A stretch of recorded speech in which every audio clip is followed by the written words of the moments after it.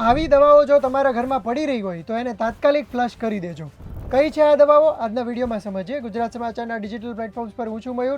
આજના વિડીયોમાં વાત કરીશું CDSCO એટલે કે સેન્ટ્રલ ડ્રગ્સ કંટ્રોલ સ્ટેન્ડર્ડ ઓર્ગેનાઇઝેશને જાહેર કરેલી 17 એવી દવાઓ વિશે કે જે એક્સપાયર થઈ ગયા પછી ખૂબ જોખમી નીવડી શકે છે. CDSCOએ જુલાઈ મહિનાની શરૂઆતમાં એક એડવાઇઝરી જાહેર કરી છે જેમાં 17 દવાઓના ગ્રુપ્સના નામ આપ્યા છે અને કહ્યું છે કે જો આ દવાઓ એક્સપાયર્ડ થઈ ગયેલી કે પછી વપરાશ વગરની તમારા ઘરમાં પડી રહી હોય તો એને તાત્કાલિક ફ્લશ કરી દેવી જોઈએ.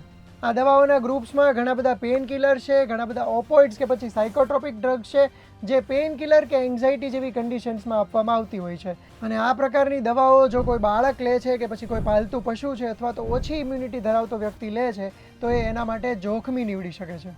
ડાયઝેપામ, ટ્રામાડોલ કે ફેન્ટાનિલ જેવી આ જે દવાઓ છે એના 17 દવાઓના નામ તમને સ્ક્રીન ઉપર દેખાય છે. એનો ઉપયોગ સાવચેતીપૂર્વક કરવા માટે કહેવામાં આવ્યું છે. જનરલી કન્ટામિનેશનના ભયના કારણે દવાઓ કોઈને ફ્લશ કરવા માટે નથી કહેવામાં આવતું, પરંતુ આ જે દવાઓ છે એ એના જોખમના કારણે ખાસ ટોયલેટમાં ફ્લશ કરવા માટે કહેવામાં આવ્યું છે. તો હવે તમારા ઘરમાં રાખેલી મેડિસિન્સ પણ એક વખત ચેક કરી લો અને આ વિડીયો ઇન્ફોર્મેટિવ લાગ્યો હોય તો બીજા લોકોને પણ શેર કરી દો. આવા જ માહિતીસભર વિડીયો જોવા માટે ગુજરાત સમાચારના ડિજિટલ પ્લેટફોર્મ જોતા રહો.